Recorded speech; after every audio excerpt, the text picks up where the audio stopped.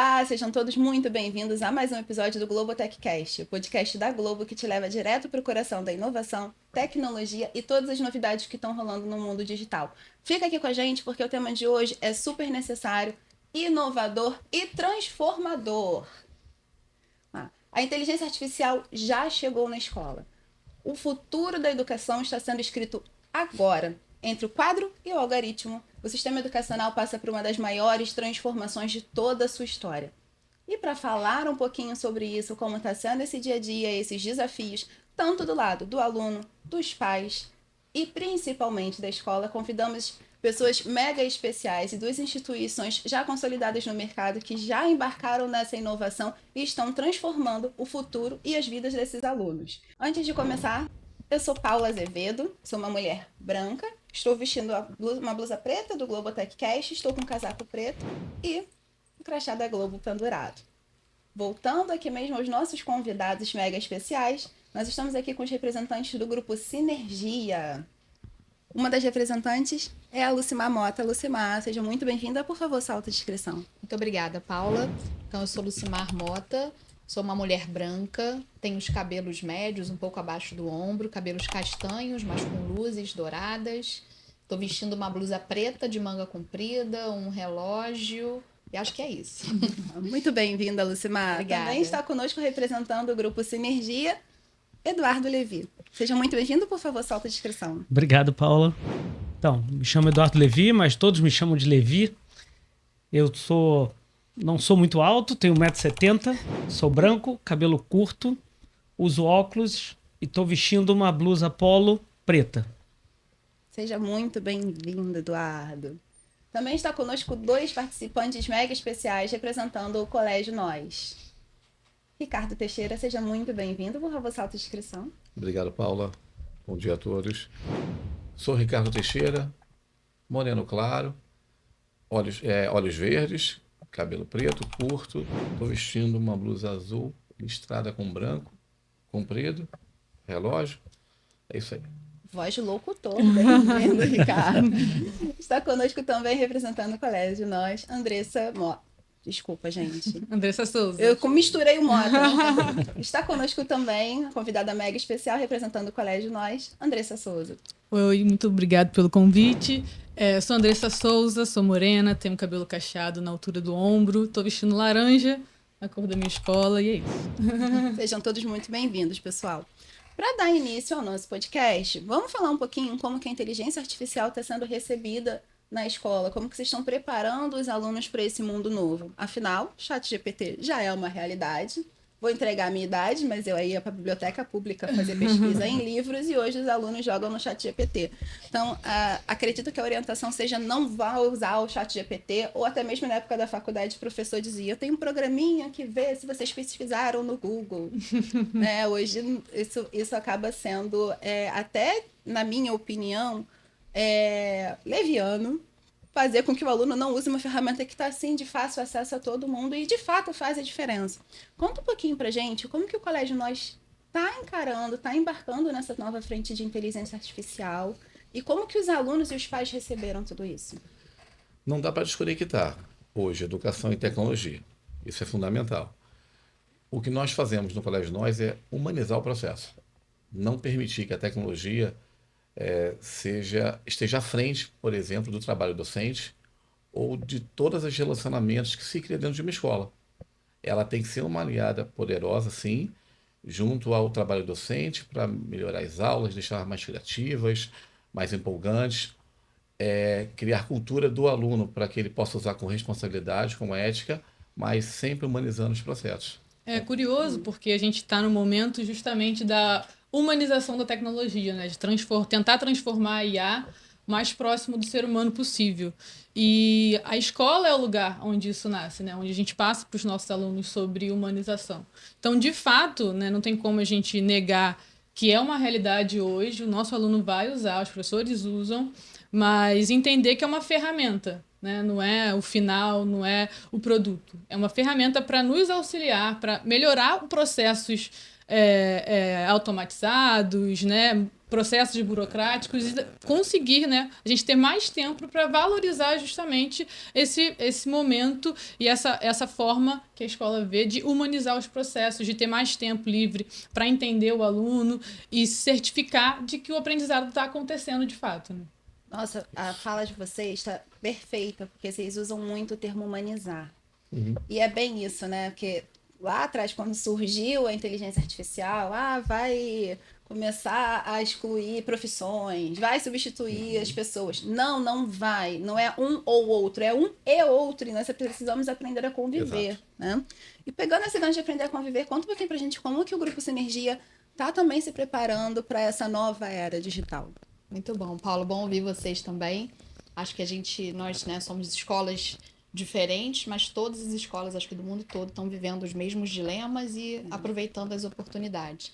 A gente também vê a inteligência artificial como uma ferramenta importante, né, que faz parte do nosso processo e que, no fundo, a gente precisa voltar um pouco, né, e pensar na intencionalidade dos processos que a gente tem na escola, sejam quais forem eles, né? Então, a inteligência artificial, assim como outros processos de tecnologia, eu brinco que eles tornam a gente mais poderoso, né? Eles potencializam o que a gente tem de bom. E aí é claro que a gente precisa olhar para essas oportunidades para quem está em desenvolvimento. Não que não estejamos, né, como adultos, estamos sempre. Mas quando a gente olha para o desenvolvimento, para a aprendizagem, a gente precisa ter muita clareza dos processos em que a gente vai trazer a inteligência artificial como uma ferramenta também. Então, acho que a gente agora tem um tempinho em que a inteligência artificial chega à escola. A gente viveu um momento, né? Acho que a gente, eu digo educadores em geral, escolas em geral, um momento inicial de muita euforia por parte dos discentes. Claro que os alunos olharam para o ChatGPT e outras, né, ferramentas de inteligência artificial generativa, pensando num baita suporte, já que a gente não precisaria copiar, também sou do tempo em que a gente copiava das enciclopédias, né? Mas o processo, se a gente for pensar nesse aspecto, ele é muito semelhante.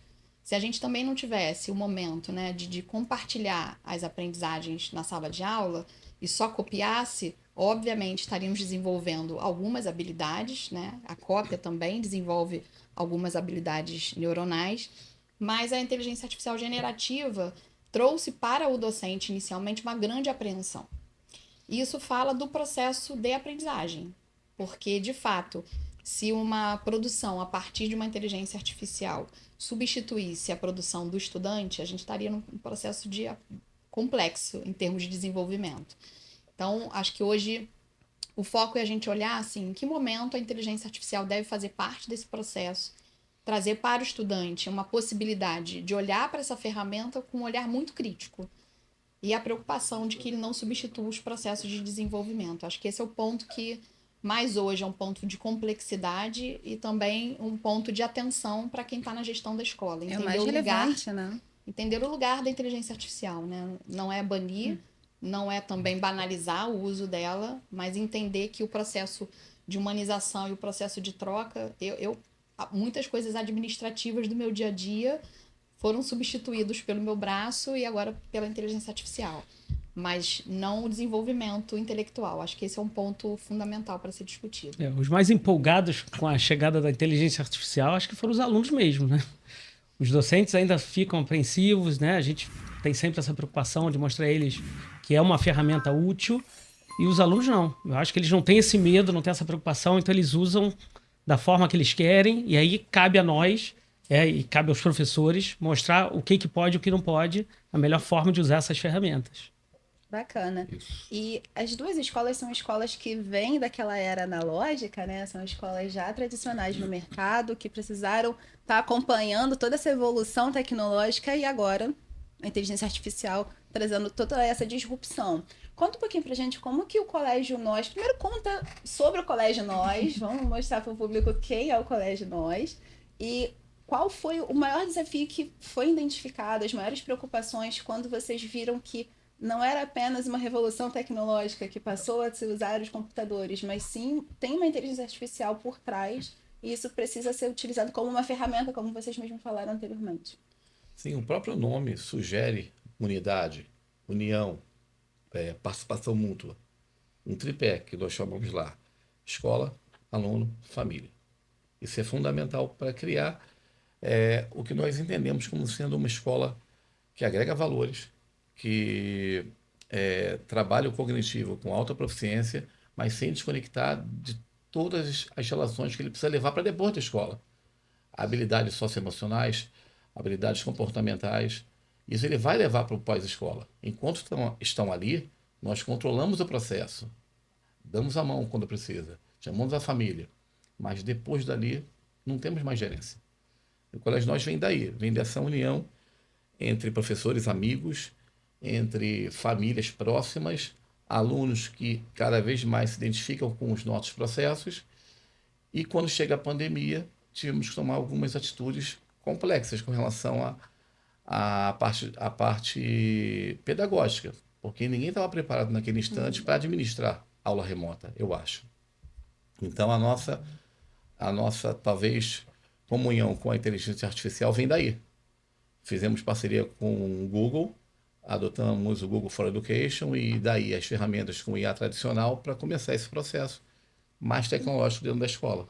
A pandemia foi dolorida para todo mundo, né? Não, e foi o momento que a gente não teve mais como adiar essa congruência da tecnologia na escola, né? Porque foi a única forma que todos os educadores, né, entenderam que a gente conseguiria continuar com excelência, transformando a vida deles. E eu lembro que, assim, na época da pandemia, a gente recebia muitos relatos de que é um momento que parece que eu ainda estou na normalidade, porque mesmo à distância, né, estava ali com o professor, era um momento que se relacionava com os alunos mesmo que via chat.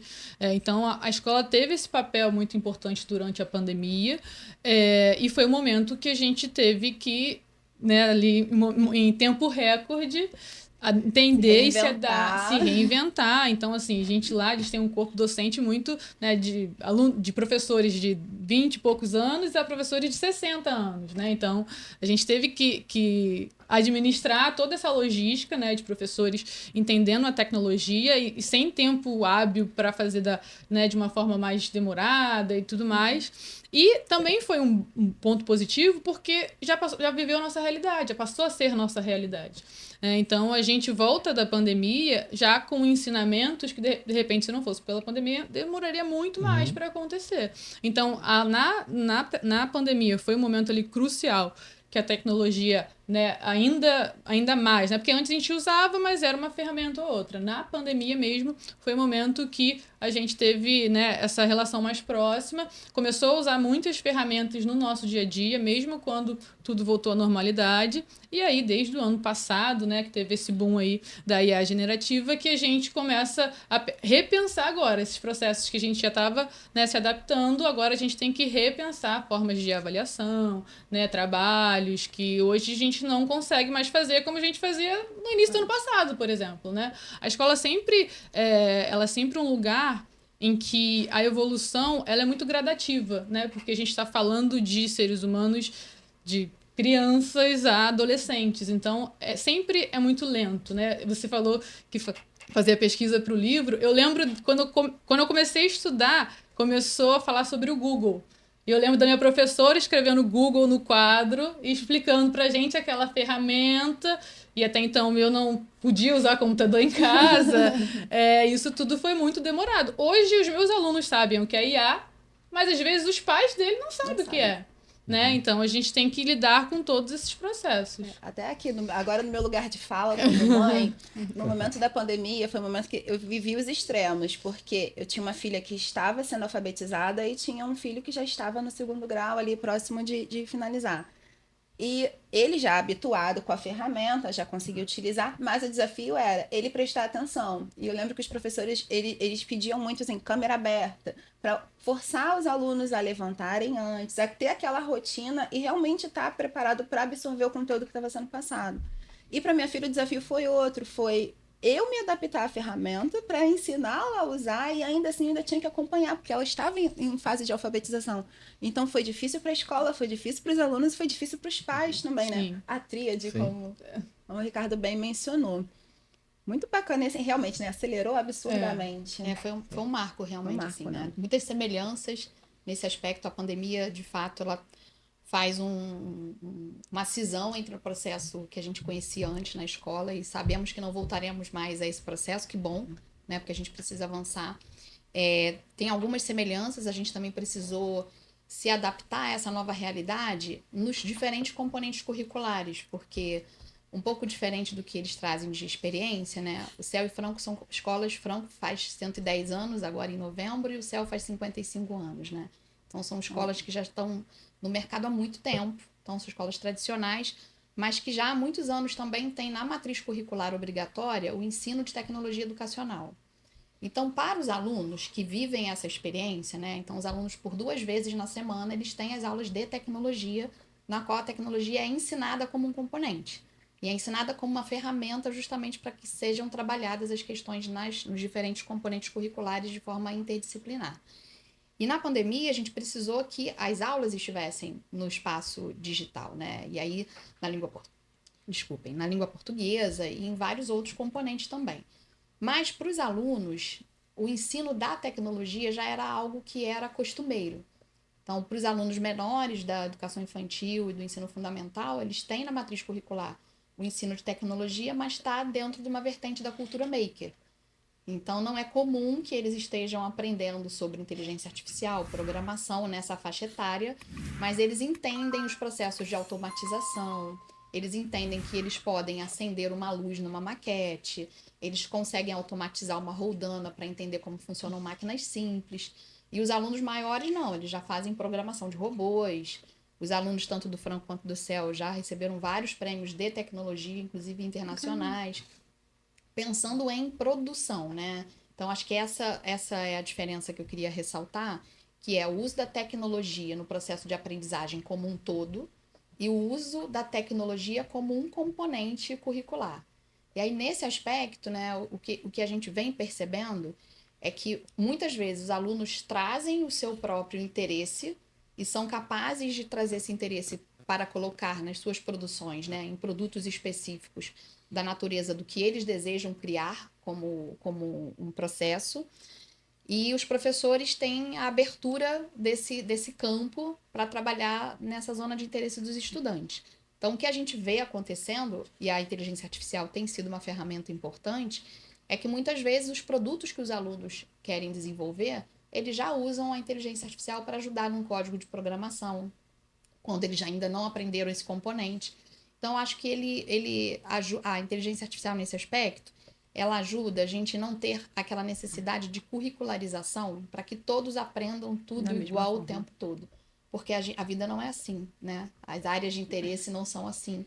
Então, isso possibilita aos estudantes colocar o coração deles e aumentar o engajamento deles dentro da escola, usando essas ferramentas de uma forma mais específica. E ainda para aqueles que têm a tecnologia como algo de objeto de desejo de futuro, né? A gente identifica aqueles alunos que querem seguir uma carreira na qual a tecnologia é uma base importante. E aí eles desenvolvem coisas incríveis, né? Um grupo de alunos ganhou o Prêmio Internacional da Lego desenvolvendo um coletor menstrual para mulheres astronautas. Nossa! E assim, eles desenvolvem coisas muito interessantes a partir dessas questões temáticas, né, que a gente costuma trazer para eles. Por exemplo, identificação de migração de baleia, porque a inteligência artificial consegue distinguir o que é o som de uma baleia jubarte de uma outra espécie que não está ameaçada. Então, tem muitas possibilidades de uso e eu penso que esse é o caminho que a gente precisa estar bastante atento, porque eu acho que imagino que vocês também, o mercado educacional, né? Ele se tornou um mercado. E aí eu não estou falando de escola, eu estou falando de empresas, né, que criaram um novo mercado, principalmente a partir da tecnologia, que é o mercado de tecnologia educacional.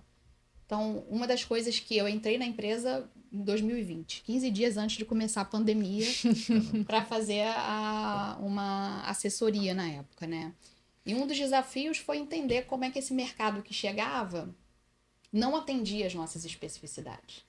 Né? O grupo tem 2 escolas que têm identidades diferentes e que devem se tornar, né, devem continuar tendo as suas identidades. E o que a gente percebia é que o que vem do mercado é muito massificado. Então, dificilmente atendia. Genérico. Era genérico. Totalmente. E quando a gente olha para o Brasil, um país com esse território enorme, com diferentes culturas, isso se torna ainda mais preocupante, porque as soluções são soluções para a massa. E soluções para uma massa, né, olhando agora como educadora, não como representante só das minhas instituições que são privadas, para uma massa que não tem esse acesso. Grande parte dos nossos estudantes, dos professores, não tem acesso a essa tecnologia. Nem ao equipamento e em muitos locais nem a conexão, Nem na internet, né? Não são locais exatamente. conectados. E assim, inclusive, que vem Levi, né? Porque foi um desafio. Na época, entendi junto à mantenedora que não seria possível a gente fazer uma associação de tecnologias externas e a gente cria um setor de inovação educacional, que é hoje que olha para todas essas vertentes, né? Pensando ali junto como a gente vai trazer a tecnologia, trazer IA, sem que a gente caia na armadilha do modismo e da tendência, né? Porque veio o modismo e a tendência do metaverso, né? Algumas iniciativas de colocar a escola num ambiente virtual, que está provado pela pandemia que isso não é um processo possível, que a humanização é que vai responder pelos desafios da construção do ser Você humano. usou uma palavra anteriormente muito importante, que é intencionalidade. Isso. Isso tem que vir junto com todo o projeto. Exato. Não um modismo, e sim algo criado com intenção pedagógica, para funcionar ali, Perfeito. para a sua realidade. O famoso pelo menos. por quê e para quê, né? É. Tudo que a gente pensar em escola, a gente tem que sempre pensar com esse viés. Por quê e para quê? A gente quer formar cidadãos no mundo que tenha consciência social, que tenha consciência ambiental, e isso nenhuma IA vai conseguir passar, né? Então, a gente tem que, claro, entender a tecnologia, como ela pode, né, nos ajudar nesses processos. E todos esses desafios que nós estamos falando, eles contam com um único fator, que é o fator humano. Sim. São pessoas em formação, então tem aquela questão de eu preciso prepará-los de forma educativa, mas eu também preciso prepará-los para conviver em sociedade de forma ética. E é muito difícil isso. E a Lucimar, ela, na fala dela, ela foi falando e foi me remetendo a algumas coisas que eu já ouvi algumas vezes nesse mundo de inovação, alguns questionamentos que por exemplo, se o seu filho tem problemas com português, mas ele é muito bom em matemática, você coloca ele num reforço de português, mas você nunca bota ele num reforço de matemática, você nunca potencializa o que ele já tem de forma natural. E isso é uma mudança de mentalidade total que eu estou vendo que vocês já estão trazendo e é muito cultural já, né? Porque a cultura que você faz sem pensar. É quando você falou, desenvolver um coletor menstrual para mulheres astronautas. Nossa, assim, onde uma criança, uma pessoa vai parar para pensar nisso? Então, é algo do interesse dele que ele pôde ver a inteligência artificial, a tecnologia como um meio para que ele pudesse aprimorar o que ele já se interessa e resolver dores, né? Porque toda inovação parte de uma dor. Sim. Isso é muito bacana. E eles trazem respostas e soluções incríveis que a gente não imaginaria. Eu acho que essa é a beleza de você. Eu brinco que a minha resposta default para uma tecnologia é não. Porque eu tenho muito receio que a gente caia justamente numa tendência e no modismo, né? Então é sempre um não para a gente ouvir com calma e escutar a todos. Eu adoro a sala dos professores. Sentar lá e perguntar como é que eles estão vendo isso, o que eles estão pensando sobre isso. E aí só depois vem o sim. Porque aí a gente já consegue construir a intencionalidade. E os estudantes, eles são incríveis, porque eles vivem num universo que é muito mais complexamente natural para eles. Para a gente, a complexidade, ela é algo que a gente precisa se esforçar para entender a complexidade na nossa faixa etária. A cultura, né? Nós passamos por toda essa transformação Sim. e eles já nasceram nessa era. Então, para eles é super fácil. Basta a gente fazer as perguntas certas. Eu acho que esse é o ponto. A gente precisa aprender a perguntar. E dar espaço para eles responderem. É isso. E dá espaço para eles aprenderem a perguntar também. Exato. Né? Porque hoje a gente entende também que a gente tem que ensinar o nosso aluno como perguntar para chegar na resposta. Né? A gente está vivendo também junto com esse boom da IA, né? Um sedentarismo mental. O aluno não sabe nem como perguntar, nem como fazer. Até porque né? as respostas já estão Já ali, estão né? ali. Já Se vem você prontas, chega num né? chat GPT da vida, você faz uma pergunta, e o chat GPT já te dá a resposta, pergunta para que você vai usar, como que você quer que faça, te dê opções de uso. Então, isso é perfeito. Assim, pegando esse gancho, como que a gente está garantindo que, de fato, o aluno, com toda essa facilidade tecnológica, ele está absorvendo esse conteúdo, ele está aprendendo, não apenas decorando ou fazendo pontualmente um trabalho ou estudando pontualmente para uma prova? Ele precisa transpirar, por exemplo, em matemática. Não dá para você... Claro que o aluno pode chegar pegar um trabalho de casa, vir com as respostas prontas. Só que não é o que o professor em loco, em sala, percebe. O professor tem que estar à frente desse processo e ter essa atenção. Então, você não tem como não conseguir resolver essa situação, esse problema em sala e trazer um trabalho perfeito. O aluno tem que se debruçar para fazer uma redação e não pedir, mandar um prompt para trazer uma redação pronta. Uma redação pronta. Esse olhar é do profissional. Até porque não é 100% assertivo, né? Tem Ponto. vários cases Sim. aí já no mercado Exatamente. que mostra Mas que a criança com 12 bem um anos não quer texto saber todo- disso, A não. alucinação da IA, né? Isso aí já é bem comum. Sim. E se ela não for bem alimentada, ela vai trazer coisas que são, assim, surreais, né? Por isso que Mas o olhar humano tem que estar à frente. E pra Sempre. gente Sempre. já é difícil a gente distinguir Sim. o que é Sim. real e o que não é. É. Sim. A quantidade de artigos científicos que passam por referis hoje e que ao final são um produto de inteligência artificial e não um produto real e que não são identificáveis.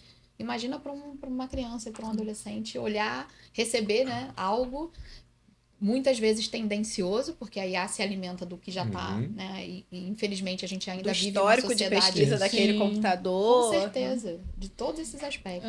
E a gente, Exato. quando né, vive numa sociedade injusta, e aí a IA vai se abdicar ali, né, dessas. Vai perpetuar todo Os esse vieses, sentimento, esses vieses humanos. E aí o papel foi como o Ricardo falou, assim, a valorização ainda mais do professor.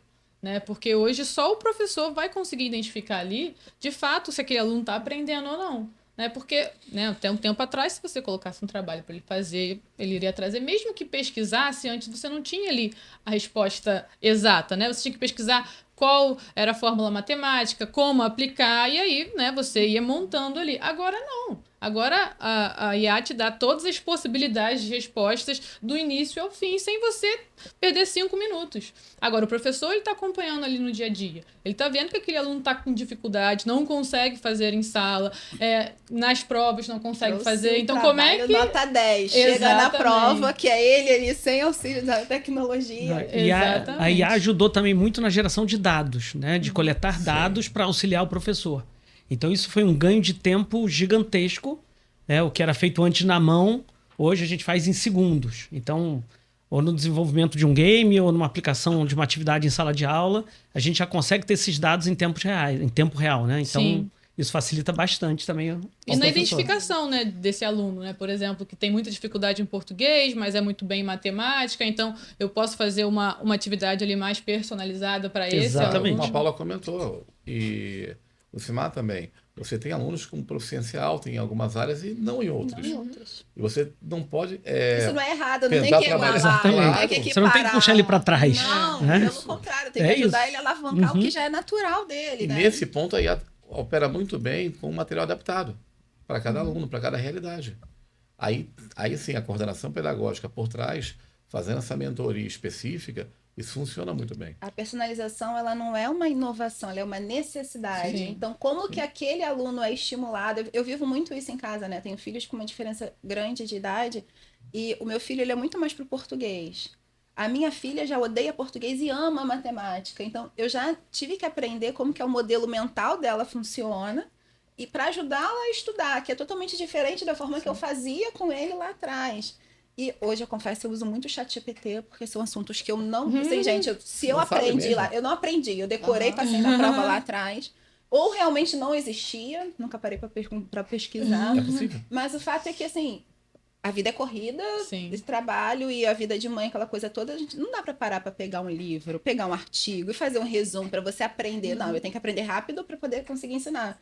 E eu vou muito no ChatGPT e falo, me fala sobre isso. Uhum. E ele me dá aquele resuminho ali, e como eu já conheço o modelo mental dela, eu consigo traduzir para que ela absorva aquilo de forma mais fácil e vá sem problemas fazer a prova. Então, assim, tá ajudando a vida dos pais, tá Sim, facilitando a vida das mães, gente. Muito obrigada. Você por isso. você traz uma camada, Paula, que é muito importante, eu acho, da gente aproveitar, né, a audiência também da Globo para trazer para as famílias. Você fala de um lugar, eu também me tornei uma tutora mais eficiente da minha filha. Minha filha tem 13 anos também, está no ensino fundamental nos finais. E eu não domino todos, eu sou bióloga, não domino todas as áreas, embora seja professora.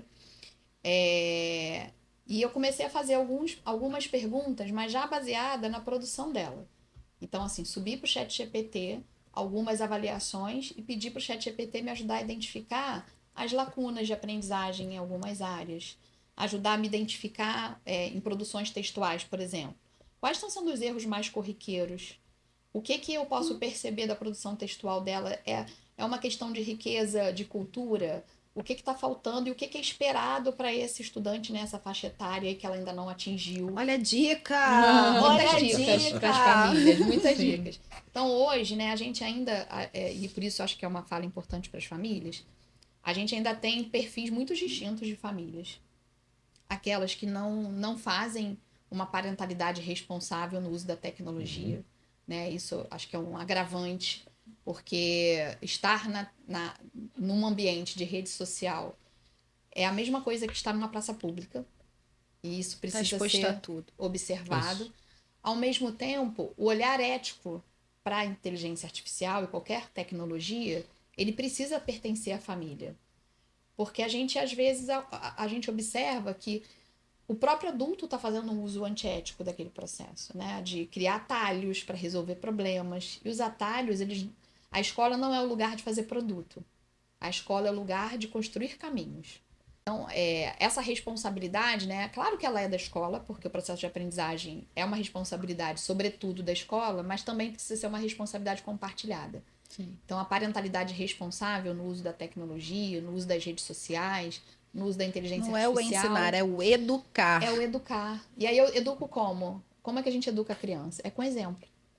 Então, quando a criança hoje acompanha, né, e o adolescente acompanha os atalhos construídos pelos adultos, eu vou resolver o meu problema rápido aqui no meu trabalho, vou criar esse texto no chat GPT. Ele está validando esse comportamento na criança.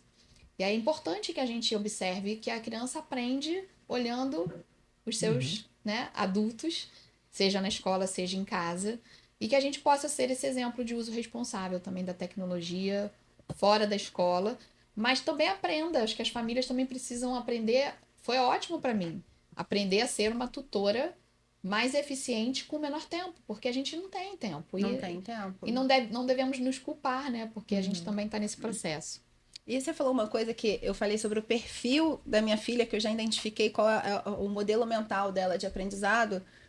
E eu fiz isso muito assim, prestando atenção, estando ali presente. Você fez isso, mas você conseguiu ir além, onde exatamente qual é a lacuna de aprendizado dela, não qual é o modelo pelo qual ela melhor aprende. E você usou inteligência artificial para isso, gente. Eu nunca havia pensado nessa possibilidade. Não, eu crio listas, às vezes, de atividades para ela fazer, temáticas, assim. Eu vejo que ela tá com uma dificuldade na escrita.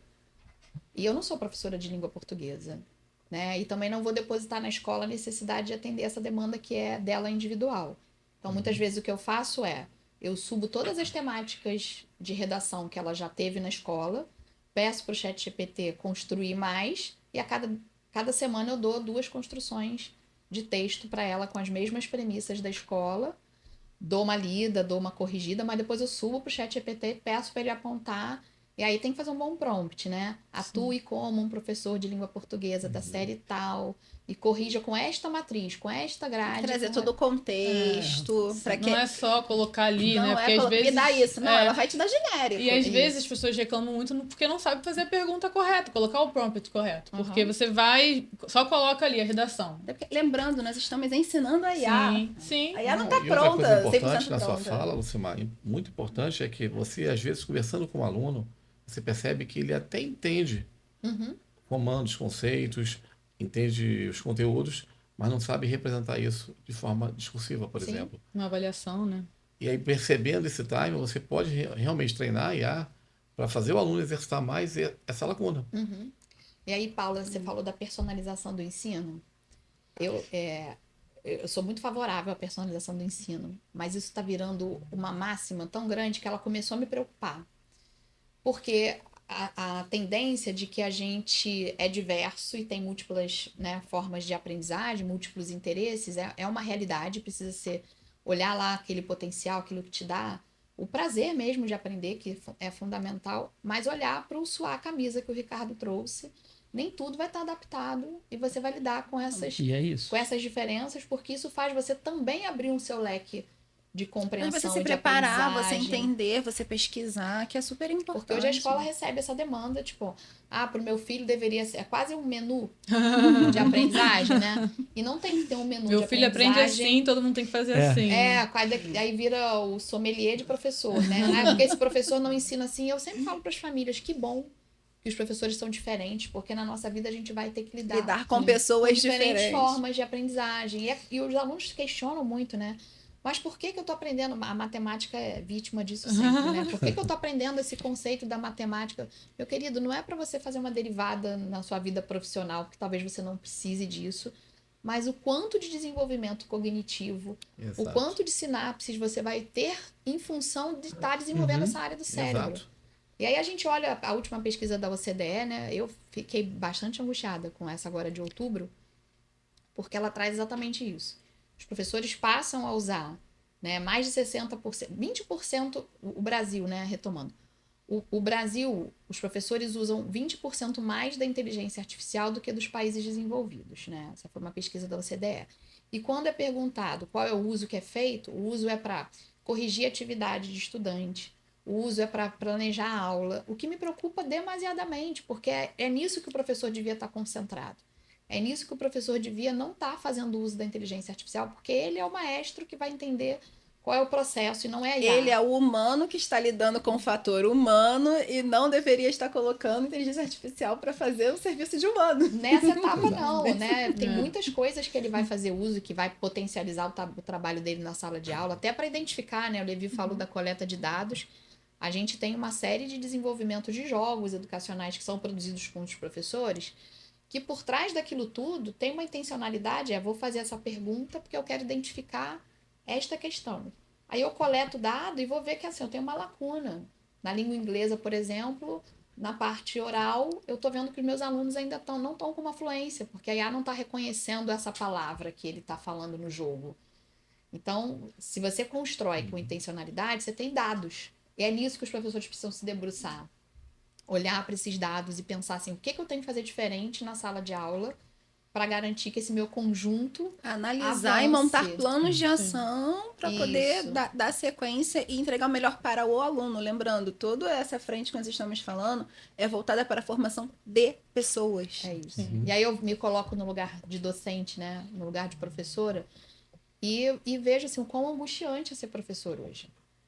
Porque acho que a IA, nesse momento, assim, é um dos menores problemas que os professores estão enfrentando no seu dia a dia. Né? No seu cotidiano, eles estão lidando com crianças que estão com muita dificuldade de resiliência, com muita dificuldade de análise e olhar coletivo. Então, 90% do tempo do professor está designado para fazer os alunos saberem conviver. Porque isso não está mais chegando Gestão de pessoas. à escola. Exatamente, gestão né? de pessoas. E é difícil, a gestão de pessoas é informação. Sim. E uma cobrança, assim, no professor, né, demasiado por parte das famílias. Né? Essa confiança que ele precisa depositar, porque é a gente que está ali. Né? A gente sempre brinca lá na escola que tem o aluno e tem o filho. Né? O filho você pode conhecer, mas o aluno quem conhece somos nós, que estamos ali todos os dias, 7 horas da manhã, na segunda-feira, onde ele não queria estar muitas das vezes. Então, a gente está acompanhando todo o processo. Então, quando a gente, né, fala alguma coisa, quando a gente explicita alguma coisa, precisa da ajuda da família em alguma questão com o aluno, é porque a gente sabe por que a gente está falando isso. E às vezes a gente percebe muito, né, essa cobrança dos professores de entender de individualidade de cada aluno, mas a gente tem que entender justamente o lado coletivo dele, como ele se comporta ali com os outros. Né? Adiciona-se a isso, hoje em dia, um número cada vez mais crescente de alunos atípicos, Sim. que precisam estar incluídos. Só que isso é mais uma demanda para o professor, que ele tem que saber gerir com mais eficiência, com mais expertise esse grupo, sem deixar perder a força do pedagógico, mas cria realmente uma dificuldade maior em sala. O professor ele não só ensina, ele também ajuda a educar, mas o papel de educar vem dos pais. E tem muito disso de, o meu filho em casa não faz isso. Em casa, sozinho, ou com o irmão. Agora coloca ele no coletivo. Ele se comporta de forma diferente, até porque aquilo ali para ele é algo novo, é algo diferente. Então ele vai se comportar de forma diferente. Você é o meio no qual você está inserido. E como que ele está se comportando no meio que ele está inserido naquele momento. E é muito importante ter essa visão família e escola em prol da formação daquele ser humano. Mas E eu olha, vejo isso mas cada a vez mais difícil. parentalidade- Mas a parentalidade moderna também está muito difícil. Eu brinco que assim, né, no lugar de gestora, eu tenho que estar no olhar sempre assim, sem julgamento. Eu não posso julgar o porquê o professor não aderiu e não fez, nem julgar porque aquela família está tendo aquela postura, porque ninguém também ensinou a gente como é ser responsável, né, pai, mãe, dentro desse contexto complexo que é. Então, as famílias também estão precisando do apoio da escola. Eu acho que a grande questão hoje é entender que a gente precisa ser uma rede. A gente não pode ser nunca nós contra eles. Somos todos nós juntos, porque senão a gente não consegue ajudar as crianças e adolescentes, né? Então, não tá fácil para a escola, né? Tá muito desafiador, mas também não tá fácil para a família. E também não tá fácil para o adolescente, para a criança olhar para um futuro com tanta incerteza. Então, acho que é um olhar mesmo de apoio, de intencionalidade, de muito estudo e de muita escuta. Acho que hoje a escola Sim. precisa ser um lugar assim de escuta atenta, de escuta sensível e também de muito posicionamento. Porque somos nós que sabemos o que estamos fazendo, né? Quando você falou isso, Andressa, eu lembro muito, minha mãe era professora. E ai de mim, que eu chegasse em casa fazendo qualquer questionamento, né? A escola estava sempre certa no primeiro lugar, em segundo, no terceiro. No quarto eu podia ter um pouquinho assim de razão, né? E hoje a gente vê essas crianças que são sol, né?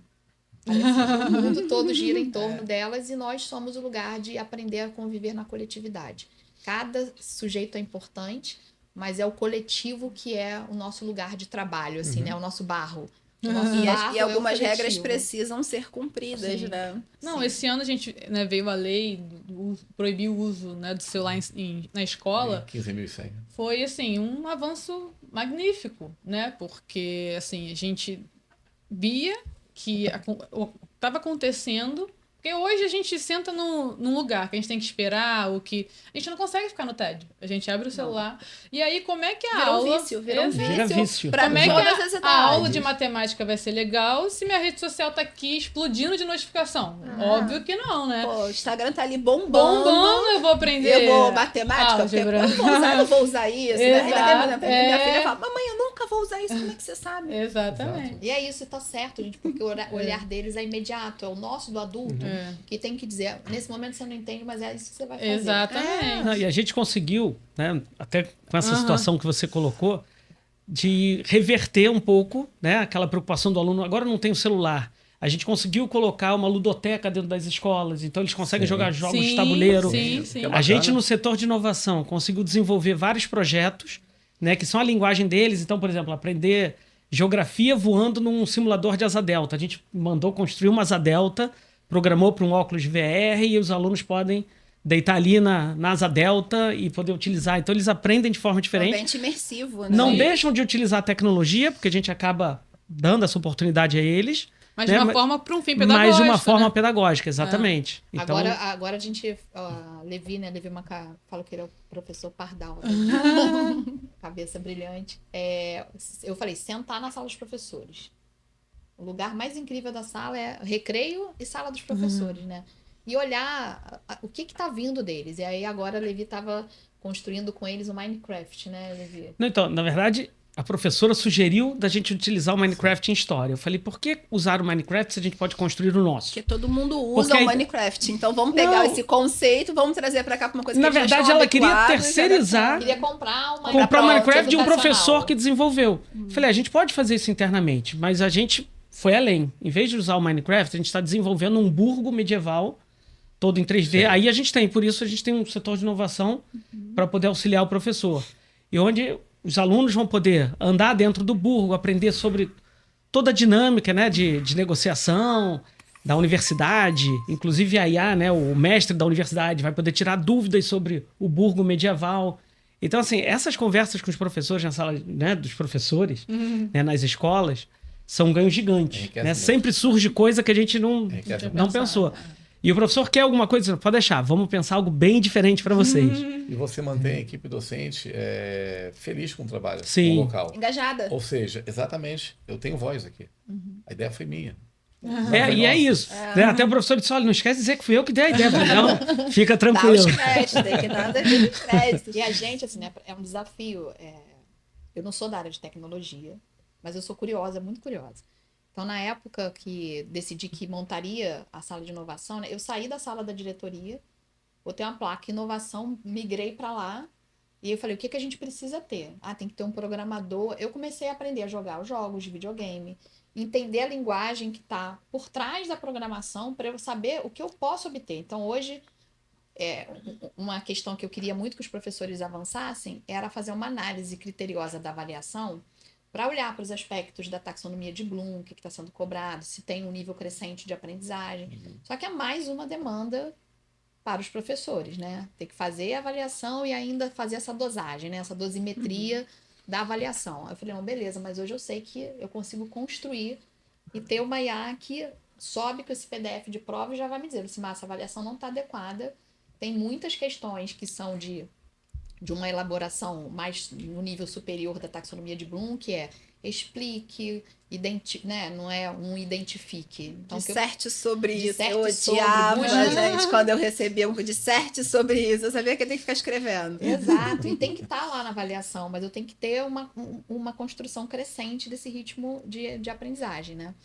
E aí eu falei, olha, trouxe a equipe de inovação, falei, olha, gente, o dilema é o seguinte, eu quero que a gente consiga treinar a IA para ela olhar para as minhas avaliações e olhar, assim, quais são as habilidades da BNCC que estão sendo cobradas aqui. Se está dentro do planejamento, se está equilibrado, se tá, qual o nível, qual o nível da da prova. atividade, se ela condiz com aquele conteúdo daquele período. Então, a gente subiu toda a BNCC para programação, construiu, agora a gente sobe um PDF e ela me devolve dizendo essa avaliação Mais está uma dica adequada. de Assim, só sobe a prova. Aí ele já diz se a questão tá fácil, difícil, né? Qual é a habilidade que está sendo trabalhada. E aí ele dá todo o relatório daquela prova. Que vem de uma dor, assim, né? Porque quando eu propus isso para os coordenadores de área, eles olharam para minha cara assim, eu sentia, Mais eu uma sentia coisa dor. pra Mais fazer. uma função. Correu só lágrima correndo Mas só aqui. lágrima. É tipo as crianças, mais uma prova. Passei uma noite ali com eles, eu falei assim, mas a gente também precisa saber fazer. Sim. Porque não adianta a gente Exatamente. pedir. Então, assim, a gente fez com eles lá uma prova real. Eu falei, categorizem vocês aqui. Para vocês, essa questão tá em que nível taxonômico? Tá em que nível de facilidade?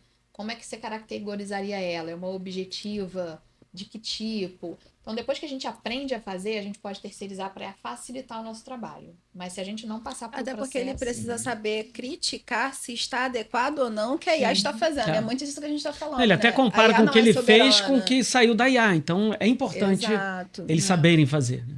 Muito bacana. E assim, toda a nossa conversa está sempre voltando para um sujeito, que é o professor. Uhum. E por coincidência, ontem, dia anterior, nosso dia de gravação, foi dia dos professores. Então, assim, é uma profissão, na minha opinião, a mais importante, que não é devidamente valorizada.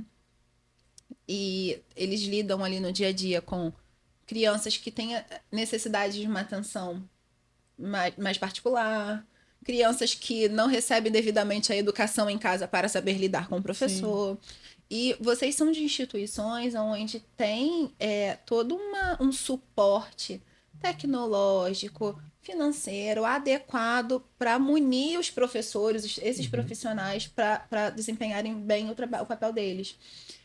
Eu queria aproveitar esse momento aqui, a exposição da Globo, para que vocês deem dicas também para os professores que estão numa rede pública, por exemplo, de ensino, que infelizmente não tem esse mesmo aparato que vocês oferecem para os profissionais de vocês. Como que eles podem lidar com tudo isso e como que eles podem, de certa forma, se aprimorar usando a IA que temos à disposição de forma gratuita no mercado?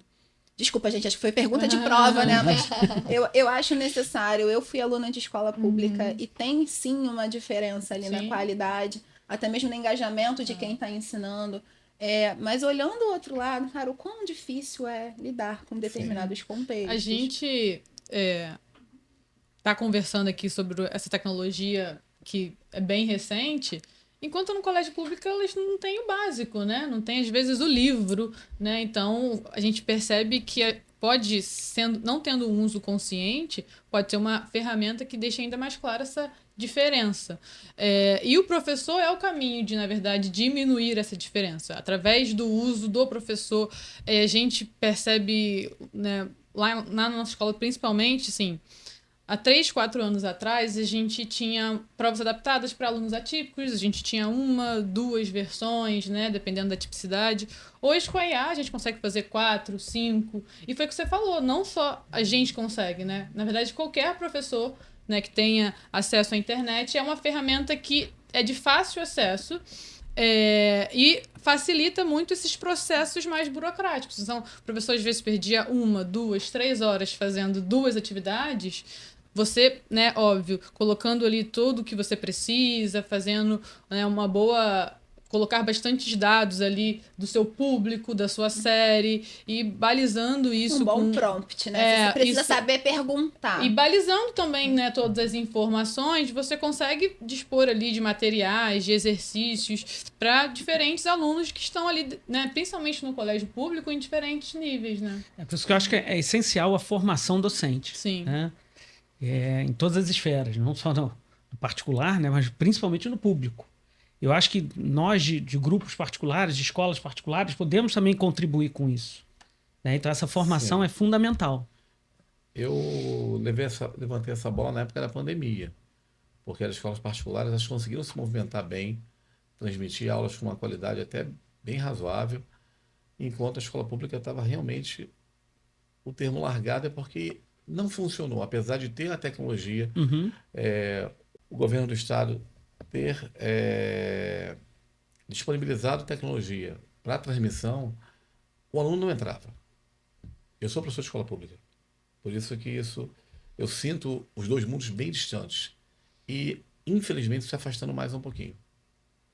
Tem aluno que vai para a escola pública só para se alimentar. É outra realidade. É outra realidade. Ele ainda encontra dificuldade, Sim. né?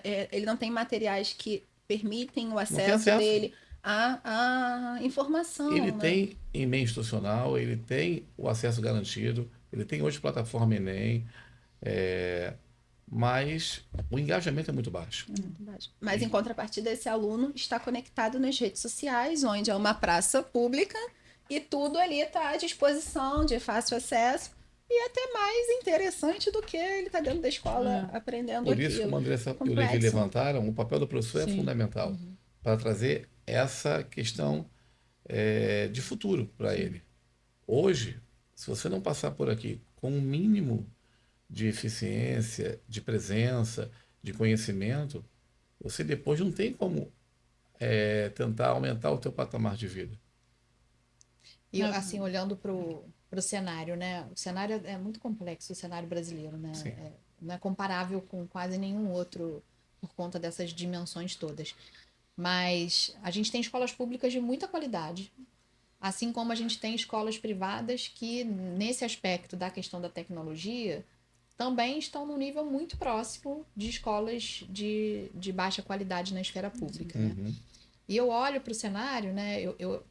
Há pouco tempo eu fui à Finlândia para poder observar esse processo lá de aprendizagem. E o que mais me chamou a atenção é que a formação docente é o primeiro pilar. Desde que, né? E aí, por isso eu estou chamando a atenção para uma não diferenciação inicialmente da escola privada com a pública, né? A gente já começa fechando mal o nosso processo de formação docente na universidade. A gente ainda tem uma matriz, né, na universidade que está muito desconectada com a prática docente. Então, a gente ainda tem um cenário ali de olhar para uma formação que pouco dialoga com a prática docente contemporânea. Então, você trouxe uma pergunta complexa, eu vou dar uma resposta no mesmo nível de complexidade, né? Que é olhar para essa formação inicial docente, que precisa dialogar com isso e dar a todos os professores a possibilidade de formação. Fica mais complexo ainda porque a gente olha hoje, né, os cursos de licenciatura e pedagogia são os cursos com uma maior amplitude de formação à distância. Então, uma profissão que ela essencialmente depende da conexão humana, da presença e da prática. Está sendo feita ela em casa tá de forma virtualizada. individual. E a gente oposto, sabe né? como é a formação, infelizmente, né, em grande parte das formações à distância, em que você loga da presença e você não está presente. Então, isso é uma primeira esfera. Soma-se a isso a esfera de uma formação continuada que também é deficitária no Brasil, né? E isso na Finlândia me chamou a atenção porque a formação permanente do professor ela é obrigatória anualmente. Então, não importa se você está 1 ano, 2 anos, 3 anos, 10 anos fora da universidade, existe uma universidade de formação continuada docente. E os professores fazem a formação continuada dentro da universidade. Hoje fica a cargo das próprias escolas montarem os seus processos formativos. Educar o professor. É isso. E enquanto isso não for uma questão política importante, considerada prioritária no país, a gente vai continuar enxugando gelo. Porque a gente não tem uma política pública que garanta uma formação inicial com garantia de qualidade, um incentivo. A gente tem, né, alguns processos de formação continuada docente, mesmo na esfera pública, né? Aqui no Rio a gente tem a Escola Paulo Freire e vários outros exemplos teríamos, mas, de fato, trazer isso com uma constância e um entendimento da aplicabilidade no cotidiano docente, a gente ainda está muito longe, muito longe. E aí, você perguntou para a gente dar dicas, né? Você pediu para a gente... Eu tenho um olhar muito otimista sobre as coisas, porque para ser educador precisa ser, né? Porque a gente não está no lugar de desistir. Quem está na sala de aula, Isso quem não tá é uma na possibilidade. escola, Não, não é uma possibilidade de desistir, desanimar, isso não pode fazer parte do nosso vocabulário, né? Mas é o esperançar do Paulo Freire, né? Esperança com ação. Eu acho que Levi trouxe um ponto, Andressa também, que é assim, a gente precisa dar as mãos. A gente precisa ter um coletivo mais forte, né? E trocar mais as experiências entre as escolas privadas, as escolas públicas, conceder o que cada um tem, né? A gente tem o privilégio de estar em escolas que têm salas de tecnologia específicas para isso, muitas ferramentas, tecnologia 3D, cortador laser, tem de tudo na escola. E por que esse acesso ainda fica restrito a alguns, né? Então, acho que é um olhar de maior generosidade também e coletividade. E pensar, mais uma vez, o professor como central, né? Porque, claro que a gente pensa no futuro e temos que pensar, mas a escola também está acontecendo agora, né? E agora? Como é que a gente lida com um público que não tem tanto acesso e deveria ter, né? E aí é o professor que tem que fazer esse meio do caminho, né? Porque a IA não tem nenhuma bússola moral, né? Quem Não vai tem. ensinar isso para eles somos nós. O uso da tecnologia, a rede social é legal e a gente, né, é difícil convencer um adolescente a não estar lá, mas também tem esse outro lado aqui, né? E mostrar tudo que é ferramenta, né? Acho que alguém citou aqui também agora, o governo federal disponibilizou aí um intensivo do Enem, né? Então, talvez as escolas públicas não consigam passar isso, mas mostrar que tem, às vezes Mostrar que existe. mostrar que existe, né? Às Às vezes vezes um comunicado, vai na Exato. sala e fala com os alunos. Exatamente, mostrar todas as possibilidades que eles têm, que às vezes parece não ter, mas tem também, Existe, né? E a tecnologia também é um bom caminho para diminuir essas diferenças, né? Porque a IA que eu uso é a mesma IA que eles a podem mesma. usar. A tecnologia ela é muito mais um meio para atingir o objetivo, que no final é tornar pessoas bem preparadas, com a devida instrução, para que façam suas escolhas de vida. E que os nossos representantes políticos Fica um pensem, pedido, um criem, apelo. um apelo, vou até virar para um apelo, para que a gente possa ter essa esfera mesmo política, porque a gente precisa avançar na regulamentação, Sim. né? A gente avançou em 2 leis importantes aqui no Brasil. Primeiro, da questão da restrição do uso do celular e agora também para a gente ter uma regulamentação e um acompanhamento devido. Mas a gente tem muitas esferas para avançar e olhar para essa questão da esfera da formação docente, da garantia de um trabalho, né, com uma maior valorização, inclusive financeira. Financeira, porque se você traz essa realidade, né, lá da Finlândia, eu fico imaginando o salário deles lá, né? Então, para você cobrar que um professor tenha uma formação continuada, ele tem que ter tempo para isso, ele tem que ter um bem-estar, né, de estar ali, de fato, não ter que dar aula o dia inteiro, depois ainda fazer um curso à noite, que aí não existe saúde mental, né? Hoje a que pessoa sobrevive. quando fala, não, eu quero ser professor, e isso acontece até com as crianças. Você vai ser o que quando eu crescer? Eu quero ser professor. Ah, mas professor ganha pouco, assim, você já desanima desde sempre. Mas olha, uma das coisas assim, né, que era uma percepção, um pré-conceito, né, vou dizer assim, de que também o dia a dia do professor da Finlândia era diferente do que eu visualizei lá, né? A Finlândia está passando por um processo também de transformação, em virtude, inclusive, de ter ficado por muito tempo, né, na cabeça lá do PISA, nos primeiros lugares do PISA, um excesso de alunos, as turmas eram menores, então tem um processo ali agora também que se dá mais complexo.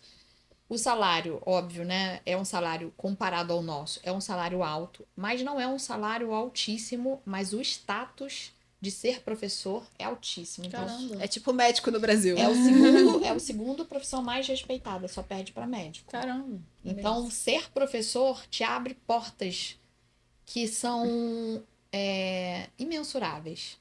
Sabe? As portas subjetivas do orgulho de estar num lugar em que aquilo no país é uma prioridade. E todo Faz mundo toda- valorizar. Faz toda a prioridade. diferença, como você falou. É isso. Se uma criança hoje chegar para os pais, quero ser professor de história, com certeza, normalmente a fala é depreciativa. Sim. Poxa, filha, poxa, filho. Professor. Tem que aqui ser no Brasil. médico, tem que ser advogado. Eu passei por isso recentemente. Meu filho quer ser professor de matemática. Ele falou, tem 12 anos, quero ser professor de matemática, papai. Só que falou isso em público ali. E uma professora, falou, não faz isso não. No dia que seu filho ser professor, não. Eu falei, por quê? Eu escolhi ser professor. Isso faz diferença. Se ele escolher ser professor de matemática, vai ser excelente. Não, e o professor, ele faz diferença. Você falou, eu escolhi ser professor, isso faz diferença. Faz Claro. diferença na sua vida, mas você já parou pra pensar quantas vidas você mudou sendo professor? Algumas. O meu avô, A minha, avô... inclusive, ele foi meu professor. Olha isso! Olha isso, um exemplo prático aqui com a gente. Vocês estão falando muito isso, eu lembro muito do meu avô falando. Meu avô, ele contava que ele precisou parar de trabalhar aos 9 anos. Desculpa, precisou parar de estudar aos 9 anos para trabalhar, para ajudar a criar o irmão pequeno, ajudar a mãe. E ele era uma pessoa sem instrução, mas muito sábio, porque ele ficou muito... Eu tenho muito isso na minha mente. Meu irmão também, que ele falava assim, você pode perder tudo na vida, menos o que você aprendeu. A educação ninguém te tira. Isso. Então, se você quer mudar a sua vida, você tem que estudar. Sim. E isso ficou muito assim na nossa cabeça ali da família, tanto que minha mãe fala que nós somos viciados em estudar. Fala, que bom, né? Você deu sorte, né? Minha mãe era professora, tinha esse mesmo ditado, né? A herança que eu vou deixar para vocês é a educação. Vou deixar nenhum bem material, mas o que eu vou deixar ninguém vai tirar de vocês. Mas ainda assim, minha mãe não queria que eu fosse professora de jeito nenhum. E eu iniciei minha carreira como bióloga, e aí fui pro doutorado, bolsista de doutorado, morando sozinha no Rio, tinha que me manter, comecei a dar aula Sim. em pré-vestibular. Eram os momentos mais prazerosos do meu dia. Aham. Era assim, eu voltava, às vezes, segunda-feira era o dia que eu tinha liberação do doutorado no FRJ, e eu dava aula o dia todo. Eu voltava, assim, exausta e feliz, né? E aí, a escolha pela docência, né? E aí eu fui fazer o doutorado nos Estados Unidos, sanduíche, e quando eu voltei de lá, voltei decidida que eu fiquei lá sem dar aula, né? Eu fiquei lá pesquisadora tempo integral, né? E aí eu falei assim, gente, meu brilho não é o mesmo. Não é a mesma coisa. Eu amo também pesquisa, né? Até hoje gosto muito. Acho que abriu muitos horizontes também. Mas a sala de aula me trazia uma satisfação pessoal, né? E naquela época eu falei, gente, eu preciso escolher fazer o que eu amo, né? E a minha mãe, pelo amor de Deus, você vai largar o doutorado. E já estava com bolsa de pós-doc já pedida e tal. Eu falei assim, eu quero optar pelo que me faz feliz. Né? Eu ainda sou jovem, eu quero seguir essa carreira. E comecei a trabalhar na sala de aula e nunca mais saí. A educação, acho que ela tem esse poder, né? Mas Quando a apesar gente... dessa fala depreciativa, quando um ex-aluno te encontra, ele te trata com uma felicidade absurda. Sim, Professor, ele está do outro lado da calçada. Ele atravessa para falar E contigo. você encontra aluno em todos os lugares. Todos Eu os estava ano Todos retrasado. mesmo. Estava no deserto do Atacama. No deserto do Atacama, no meio do deserto. Só Quando eu escutei um tia! E quando eu era criança, tinha muito, né? Toda criança, eu acho, de ser famosa, de mudar o mundo. E hoje eu me sinto realizada como professora e coordenadora nesse lugar. Porque a gente transforma mundos todos os dias. Todos os dias. Né? A gente tem uma determinada fama, né? Mesmo que local ali, e encontra mundo afora.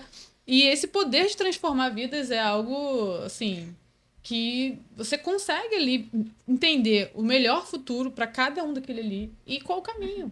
Então, nosso poder é muito grande em relação a isso. E isso que eu acho que é o despertar do professor. Quando você entra numa sala de aula, é difícil você querer sair por isso, porque você vê esse poder ali. Você e- sente esse pulsar. Exato. Se pulsar.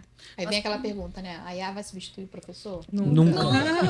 Nunca. Nunca. Nunca. E assim, todo o nosso papo, várias dicas para o dia a dia do professor, várias dicas para os pais. Mas eu queria deixar alguns alertas aqui. Primeiro para os alunos. Eu lembro que no meu primeiro dia foi uma aula de direito na faculdade, era numa sexta-feira. Eu lembro que o professor entrou na aula e falou assim, quando todo mundo já sentado, ele entrou e falou assim: todos vocês precisam se sentir privilegiados de estarem numa sala de aula numa sexta-feira à noite. Muitos estão em barzinho, outros estão em casa vendo filme, vocês estão numa sala de aula adquirindo conhecimento. Então vocês são privilegiados por isso. Então, alunos, é chato. Tem hora que você não quer ir. Segunda-feira, 7 horas da manhã na escola, acredito que nenhum aluno vai querer estar, vai estar lá feliz, mas isso vai valer a pena. Vocês são privilegiados se vocês têm essa oportunidade. E agora eu queria deixar um recado para os pais. A escola não é responsável por educar seus filhos. Ela é responsável por ensinar os seus filhos e te apoiar na educação. E um recado para os professores: não desistam. Vocês são muito importantes. Sem vocês, nada disso seria possível. Seja no Brasil, seja na Finlândia. A figura do professor é de uma importância gigantesca. Então, não desistam. E com esses apelos, aqui todo o nosso papo, assim, tudo que é bom chegou, acaba, né? Mas antes de acabar, eu queria falar um pouquinho, ouvir a percepção de vocês sobre o que vocês esperam para o futuro. Sei que tem questões éticas que a gente precisa vencer e preparar o professor, o aluno, os pais, mas quando a gente olha para o futuro, o que vocês esperam do uso da tecnologia, principalmente da inteligência artificial? Não vou falar nem nas escolas, vou falar no ensino como um todo, porque o ensino não é só dentro da escola, dentro de casa também acontece. O que vocês esperam? Conta um pouquinho pra gente. Vai. Bom, veio para ficar. O que nós precisamos com expertise, mediar esse processo de forma como a Lucimar levantou bem no primeiro bloco, trabalharmos isso com intencionalidade pedagógica e ética, para que ele hoje, num ambiente escolar, ou amanhã universitário, ou depois no mercado de trabalho, ou em família, o faça com responsabilidade. É um futuro mais humanizado, né? Porque IA é só o início, né? Daqui a um ano pode ter uma outra tecnologia aí que possa também revolucionar. Independente da tecnologia, da ferramenta, é o olhar humanizado que vai ser a diferença. É entender a pessoa que está do seu lado também está sofrendo por alguma coisa, também tem problemas, mas vocês estão ali unidos de alguma coisa. E usar a tecnologia como ferramenta. Mas acho que é entender também que, assim, como o Ricardo falou, né? A tecnologia veio, não vai mudar, a IA não vai sair daqui tão cedo. Acho que tem muito a evoluir ainda. E entendendo que as profissões também estão mudando. Sim. Né? E a gente tem que acompanhar isso, os alunos têm que acompanhar isso, os professores têm que acompanhar isso, as famílias têm que acompanhar isso, porque é uma evolução. Né? Mas, como a gente falou aqui, de forma alguma vai substituir o professor. Né? Então, o professor está sempre ali para apoiar, para ensinar, né? Para que eles possam viver com essa nova tecnologia, aprender com ela e para seguir novas profissões. Eu acredito no poder do humano. Então, acho que o poder do humano, a essência humana, ela sempre vai dar um jeito de circular, né? O que eu brinco que é a saga do herói, né? Então, a gente vive ali um dilema. Agora, eu acho que a gente está nesse processo de entender quais são os nossos poderes. Da gente entender ali como é que a gente lança a teia, o que a gente é capaz de fazer, quais são as nossas forças. E que a gente aproveite bastante essa oportunidade, porque a IA veio para ficar, ela vai conviver com a nossa humanidade, que a gente conheça esses poderes que a gente é capaz de adquirir, e aí a gente se torna um super-herói ainda mais poderoso para enfrentar o próximo desafio, porque ele virá. Sempre. Né? E que a gente saiba se o tempo todo, né, garantir a nossa humanidade presente e superar os desafios e avançar mais forte. Ai, gente, muito bacana. Tô aqui já com o coração preenchido, super feliz por todo esse papo. E para o pessoal de casa que quiser conhecer um pouco mais como que o Colégio Nós está preparando os alunos para o futuro, como é que eles podem fazer? A gente tem nossas redes sociais, né? @Colégio Nós, e o nosso site também, www.colégionós.com.br. Muito Obrigada. Gente, de coração, muito obrigada pela participação de vocês. A gente que agradece o convite. E o Grupo Sinergia, quem quiser conhecer um pouco mais, tanto do CEL quanto do Colégio Franco, como é que faz? Primeiro, a gente está de portas abertas para qualquer pessoa, né? Para qualquer entendimento, seja professores, né, colegas de outras escolas que quiserem visitar a gente. O Colégio Franco fica nas Laranjeiras, ali pertinho do Largo do Machado, também nas redes sociais é a rede social do Colégio Franco, sites e Instagram e todas as outras redes. O CEL é o CEL Intercultural School, também está de portas abertas, temos unidades no Caxambi, dentro do Norte Shopping, uma unidade enorme lá na Barra, e 2 unidades no Jardim Botânico. E a gente é super aberto a trocar ideias, a gente aprende junto, então, quiserem conhecer mais, é só bater lá na porta da escola. Show. Fica aí o aviso, pessoal. Então, queria agradecer a audiência do pessoal de casa. Foi muito bom estar aqui batendo papo com todos vocês. Esse foi mais um episódio do Globotech Cast. Se você curtiu, segue a gente, ativa o sininho e compartilha. Finge que é fofoca, manda pra geral. Compartilha, que é um assunto super relevante e importante. Muito obrigada. Tchau, tchau.